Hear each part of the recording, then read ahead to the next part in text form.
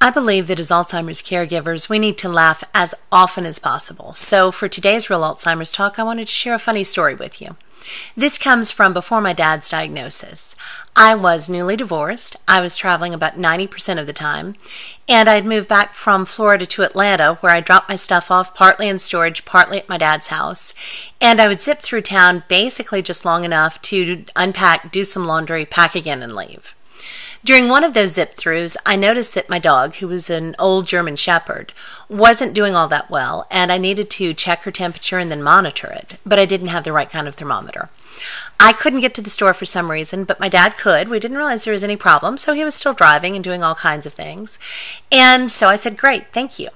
He brought me this bag, and when I opened it, I could not stop laughing. I discovered that he had bought not one meat thermometer, not two meat thermometers, but 3 meat thermometers. And I pointed to this really sharp tip and I said, I don't think Patches is going to be very excited about that.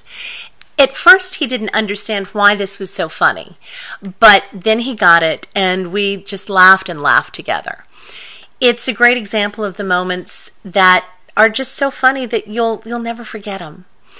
Now, of course, in retrospect, I realized that this should have triggered all kinds of alarm bells to me, and they did at the time, but I chose to ignore them. I didn't want to admit there was a problem, and so diagnosis came later. But I'll never forget that moment. That's Real Alzheimer's Talk. It's a funny one.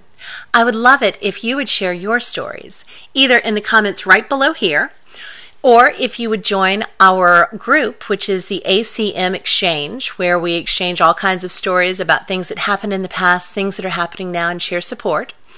Or if you want to make your own video and tag it with hashtag RealALZTalk.